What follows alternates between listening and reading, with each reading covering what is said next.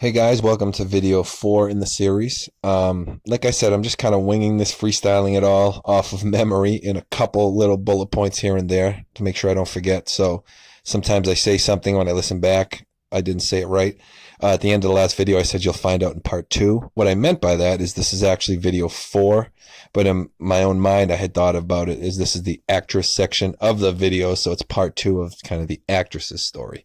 This might be the last video, or there might be one more, depending on how quick I get all this out. So that's what I meant by that. Hopefully it's not confusing, and hopefully I can continue to get better at doing this and eventually get better equipment and all that. Because the more I think about it, the more I kind of have a fair amount of stories to tell. So if you guys like these, I can keep going with them. But so I work for Nastassja for a few days, and what's a typical day for me when I'm in LA, so you can get an idea, because I'm still working as an assistant for both Nastassja and for Bob.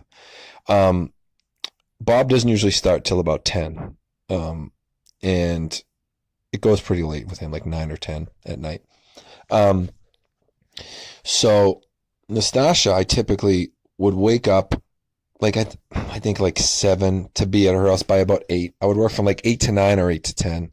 And then it would always be, she had like 6 or 7 dogs. She had 2 Dalmatians, a couple small ones, and they were always out in the garage in these little, I don't mean to say cages, these little like bracket things. She took very good care of them. They weren't caged. I don't mean to say it like that. But they were just separated so they wouldn't fight and things like that, the different breeds and things. But, they had plenty of toys and food and water, and, she's a very good dog owner.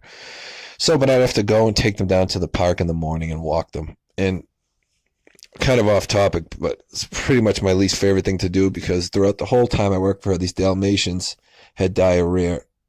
And I'm only used to dealing with small dogs. I had a Cairn Terrier, a Lhasa Apso, a Yorkshire Terrier, tiny little dogs throughout my life. These Dalmatians are taking these giant, watery, loud shits all over the park, and you're expected to clean it up. I'm like, oh, dude. But I need the money, and I'm planning on maybe something can come of this by meeting people, and I'm sticking with it. So that's what I would do in the morning. I go work for Nathan. In the daytime after that, around this time, is when the character called the brother starts calling. Now, he's a brother of one of the most famous singers in the world, still to this day. And I'll reveal that later in another series. Trying to keep a little suspense here, guys, so forgive me. But Bob ends up telling me that he's really good friends with this guy, and who he is a brother of. So I'm getting all excited about it, because when I went out there, it's like anybody who knows anyone, you want to meet them, because you're writing screenplays and you're hoping somebody sees something you wrote and wants to work with you. So anyone that has any kind of you're really desperate. That's the thing about Hollywood, is it's really dreary. You're just at the mercy of people, of the small selection of people. So around this time, it's getting all exciting for me, because I'm working with Nastassja, so that's one possible connection. And I've never met him yet, but the brother is calling. And since I'm going to tell you his name later, I'll tell you his name is Chris. And I'm taking all these calls from him, and I'm trying to like impress him on the phone and sound all studious, and like I'm a good assistant. Maybe I can go work for him too, I'm thinking. But I'm having the back of my mind, like eventually I'm going to meet him. That's going to be another connection. This is really cool. And he sent over a screenplay once that I read. It was halfway decent. And I don't know if you remember in the first video I told you, I was always being told things I never quite knew if they were true. Well, the screenplay was called The Black Mask. It was decent, nothing great. But I was being told at the time that Quentin Tarantino was looking to executive produce it. So there was a lot of buzz around this. So everyone's acting like it's the best script in the world just because Quentin Tarantino's name's attached to it. I don't remember who wrote it. So I'm kind of going back and forth between the Nastassja thing in the morning, the Bob thing in the day, and then there'll be another 1 or 2 hours. Nastassja usually needs me at night for whatever it is. Not always at night. Sometimes it would be, she'll need me from 2 to 4 p.m., maybe 5 to 6, or whatever.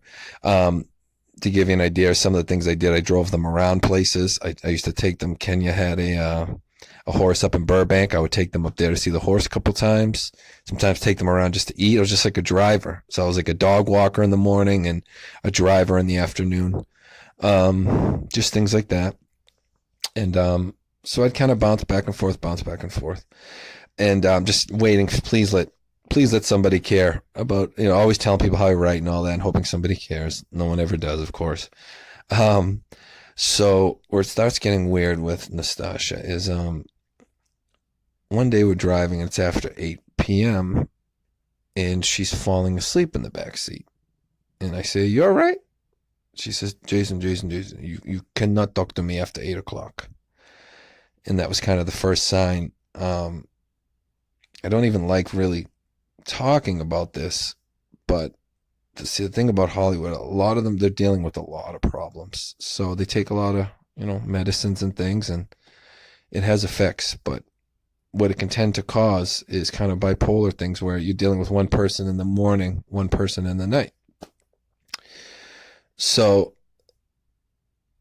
that's what ends up happening. Now, to give you an example of this, probably a couple days after I first met Sonia, this was in the morning. I came and walked the dogs, and for whatever reason, I was at the house for a little while longer. So I'm sitting there. I was waiting for something, and I can't remember. I think it might have been, since Sonia moved out, she didn't have a key, so I was to sit there and let her in. I believe that's what it was. So I'm sitting there writing a screenplay. Sonia comes walking in, and she instantly says, "I'm gonna go for a swim." And I'm like, "Okay." I'll be honest with you, I completely chickened out. I probably had no chance anyways, but thinking in my head, well, this lady's telling me you got to meet my daughter, you got to become friends with my daughter. Then straight out of a movie, the girl comes in, strips to a bathing suit, says, "I'm going swimming." Like, that's pretty much out of a movie, of like a scene from a movie. And the guy's like peering out the window at the girl in the pool. But I'm like, whatever, I'm just minding my own business, typing the screenplay, chickening out. And part of the reason was I had taken Bob's advice a little of don't jump at that. I still kind of wanted to see where it would lead, but like, he basically made it sound like it's a trap. So I'm sitting there like, typing on the computer. She comes back in and says, "I'm going to go take a shower." And I'm like, oh my God. I'm like, is this just coincidence? Or did her mother like tell her, like, what is this?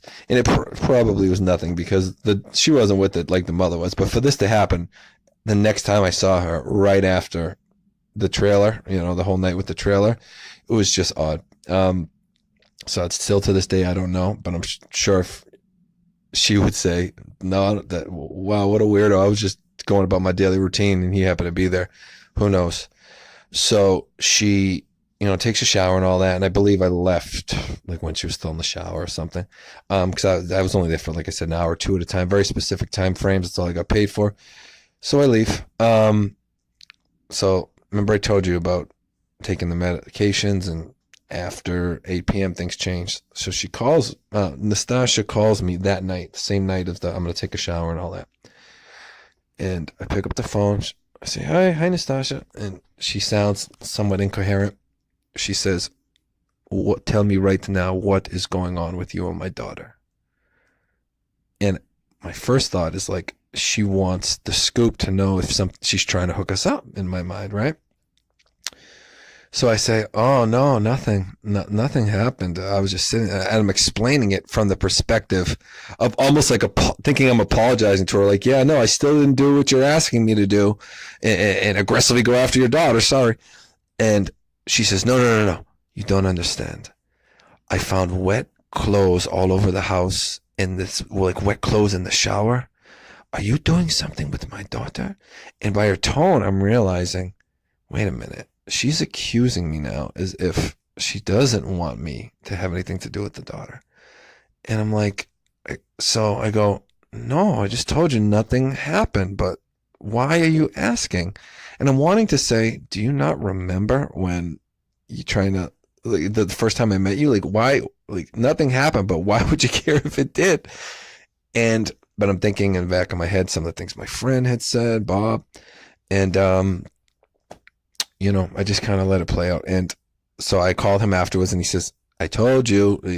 By this time I had already lasted like a week there, I think, or maybe 4 or 5 days. He's like, "You're lasting longer than I thought, but this isn't going to be too much longer, because you shouldn't even be getting involved in that." And I'm like, dude, I really didn't get involved in it yet. I had no choice in any of this. I'm just sitting there minding my own business. But, he's not happy with me over it, because he doesn't want me to ruin any of his connections. So After that night, every single day, I could do nothing right, even though the first 4 days she loved me. But so she would tell me to take the dogs to a vet one day, and then I'd take them to the vet, and they had the appointment. I'm sorry, no, I think I took them to the vet to pick up something at the front desk or something. I remember going to a vet, but it must have been the right place because I did what I went there for. But she started screaming at me that night. Oh, you went to the wrong vet. I told you this one. And I'm like, how could I went to the wrong vet? How did the one I happened to go to have what you had set up with them? Of course I went to the right place. So she just starts screaming at me over absolutely everything. And I end up, this gets really weird and I feel really bad for this, but it gets to the point where after like 3 or 4 days of just getting absolutely like screamed at, that I start yelling back at her. I just don't care anymore. I'm like, you know what? Screw you. Who are you to talk to like me? So I start giving her these rants back after she's ranting to me about all these things she's upset with. Lo and behold, after my very first rant, there's a pause, and I'm thinking, oh, I'm fired. And she says, thank you, Jason. I'm like, what? What? She says, I love honesty in people. I appreciate that you can tell me that and not try to bow down to me or something like that. So I don't think she said bow down, but it's just how I'm recollecting it. But the essential message was like, I'm so used to everyone kissing my ass. I appreciate that you're willing not to do that. So this is going on for like 4 or 5 days. And I'm getting the vibe that she's pretending I did things wrong because she likes me yelling at her.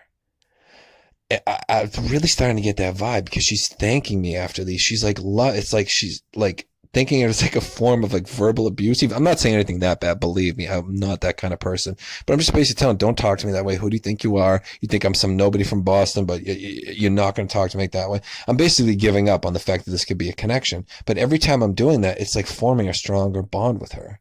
So, but the thing is, she's getting madder and madder about the worst things progressively each day, each night.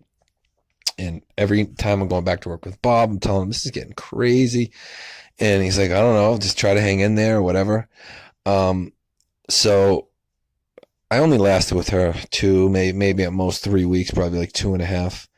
And what ends up happening is the night before my last night. Well, yeah, night before my last night there.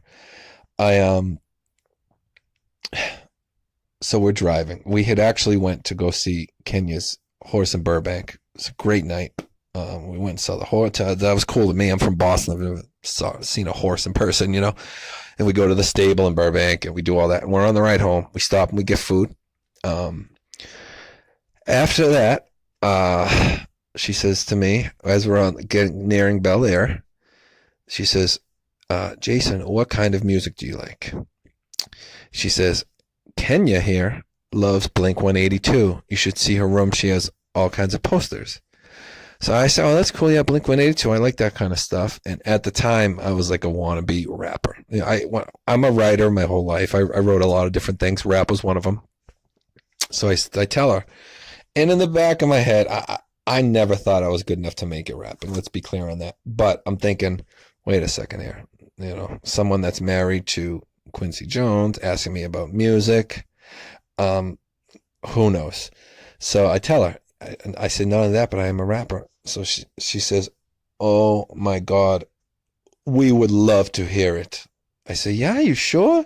She goes, you have to leave us something of you rapping. Leave it for Kenya and we will both listen to it. She says, Kenya likes rap music too. Her dad is involved in it, all this stuff. I'm thinking, yeah, I know, believe me. So I'm like, okay. I'm like, well, hey, what is this going to hurt? Now, I made this crappy album years before that. There was only one good song that had a chance of being on the radio. I had this girl sing the chorus. It was like a lovey-dovey song. I mean, the vibe, if you would ask, like, what was the vibe of the song? If you ever heard of Fabulous and, is it Tamia or something? So Into You? Fabulous and That Girl, So Into You. That kind of song where the guy's rapping chorus like that, then the girl sings a little lovey-dovey chorus, and I wrote the chorus for her. The reason I give that song is every other song is, rap. It's like talking about like violent things or sexual things. She's telling me to leave it for her daughter, and her daughter's, I think, 12 or 13 at this time. So I'm like, let me leave the, nice song that could be played on the radio and no swears and everything. I leave the song there the next day. Sure enough, my friend Bob, the guy I'm working for, calls up that night screaming at me. Nastassja called him. This must have been after she took her medicine, something. And she's saying to him, this guy you sent is leaving like lovey-dovey music for my daughter, and she's really young. What is going on here? Now, that's not an accusation I'm going to take lightly. That's not something I'm going to play around with. Now, I don't want to put all Nastassja's business out there, but if you're familiar with the relationship with her and her father, you'll understand why that would have been an issue for her. At the same time, you told me to leave it there, and you have a connection to the biggest music producer in the game. Of course, I'm going to do it. So I call her up that night. I'm like, are you freaking nuts? I'm screaming out. This is the meanest I ever was. I'm like, don't you ever talk to me again? Hang up on her. Sure enough, the next morning, she calls me. Hey, why didn't you come to work today? It was like she was just getting worse and worse because she loved the abuse, and I could never understand it. But God only knows if after a couple of weeks those kind of accusations were coming out. God only knows what the hell was going to be next. So I couldn't take that chance. So I closed that door. As you'll see in some of the later stories, I end up regretting it, going back again. But this was pretty much the end of my very first stay in LA. There will be 2 more times. They'll be in later stories. So that is pretty much the end of the story of the actress, although I did get in touch with Kenya years later. But that's it for now. Thanks, guys.